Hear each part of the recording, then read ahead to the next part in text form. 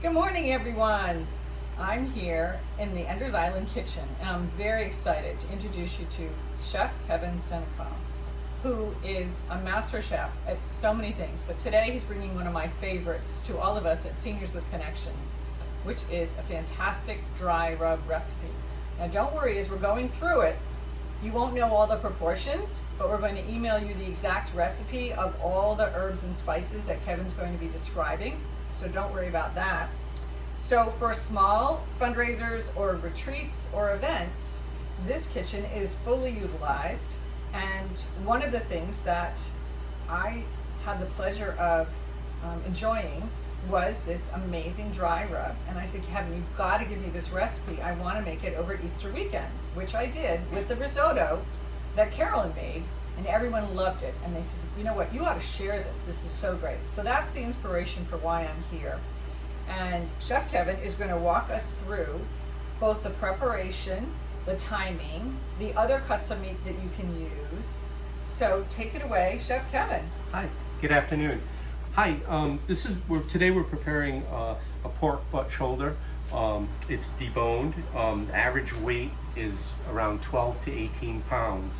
I'd like to go over some of the seasonings here that I use in my dry rub, which consists of brown sugar, paprika, garlic powder, chili powder. We have cumin, oregano, kosher salt, thyme, black pepper, onion powder, cayenne pepper, optional. It's very spicy, and it's either coriander, I believe. Cumin, excuse me. I'm sorry. So what I did ahead of time is I blended all the ingredients together. It makes maybe a couple cups here.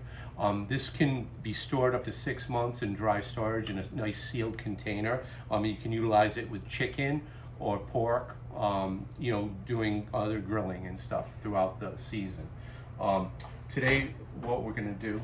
So Kevin, you mentioned you can use it for other things. So we could put this rub on pork chops or pork loin if we didn't want as large a cut of meat as you have there. Oh, and absolutely. chicken, as you said? Absolutely, like a roaster chicken, a half chicken prepared with a bone in, like thighs.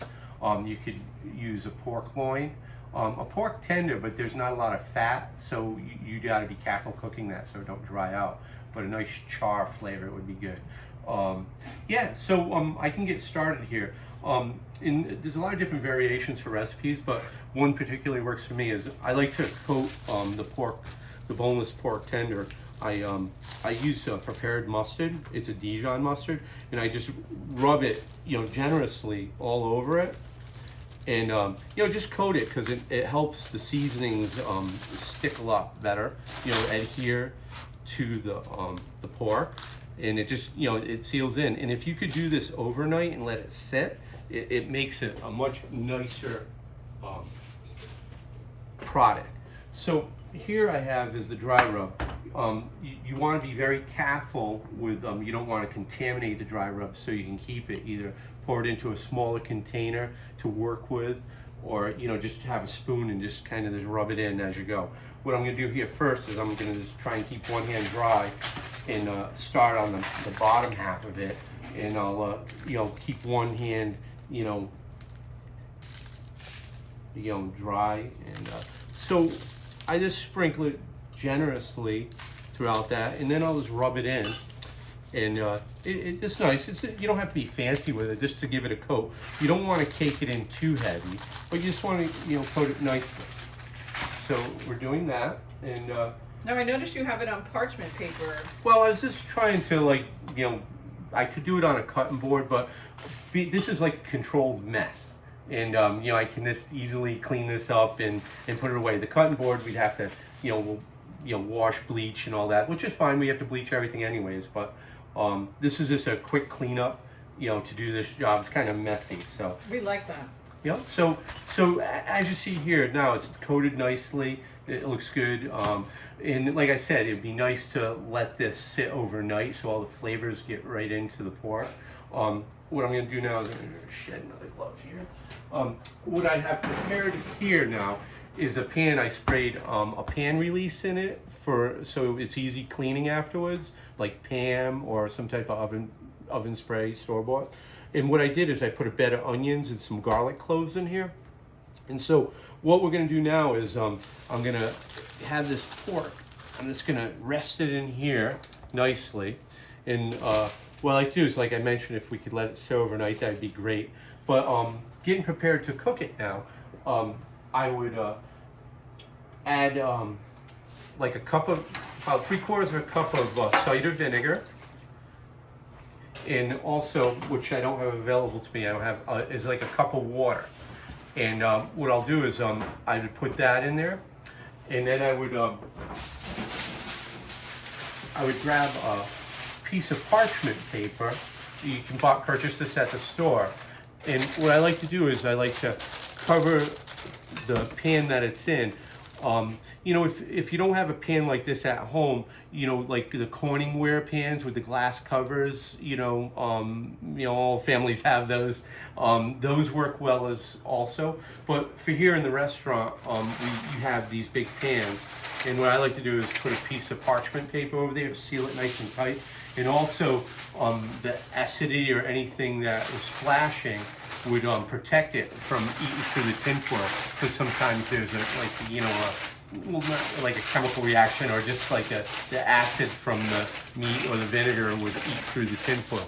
And So that's just regular white vinegar? a cider vinegar is what I cider use. vinegar? Yeah. Okay. So this is what I did is with the water and the cider vinegar, with the onions and stuff, all the juices from the pork when I cook it, it's going to cook this particular meat, maybe about 4.5, 5 hours at a 350-degree temperature. And, it varies, different ovens. It might take a little longer, it may take a little less. 3 hours, check it. What you want it to do is you want to be able to pull it apart and work with it. At the end, when it gets close to being worked with, if you have a chef fork or a pair of tongs, you can peel it. You'll see it, you'll be able to peel. What I like to do at the end is I remove the cover, turn up the oven a little higher, and I like to give it a little caramelize some of that browning, the fat cap in the seasoning. I like to give it a little crunch, this little coating, a little, adds caramelize and adds flavor to the barbecue. So now that we've done that, I have a prepared piece of pork that I'd like to show you. We've been smelling this all day. It smells so awesome. So this has been cooking for about 4.5 hours, about 4 hours in the oven, and I had changed the pan because I wanted to put together the sauce. But as you can see how it caramelized and how tender it's got, I can, if I had a pair of tongs, or it sounds like a little fork or something. Yeah, there you go. Excuse me 1 second. So as you can see, it's so tender, it just pulls apart. As you can see, it's nice and stringy. This is what you're looking for when you do that. The flavors would be amazing, and it just pulls apart. And when you go to, if you didn't want to use this all at this time, it'd be a good time. You wanted this, you could freeze this or this refrigerate it and then put it in freezer Ziploc baggies. Label it and date it. The shelf life should be good in the freezer.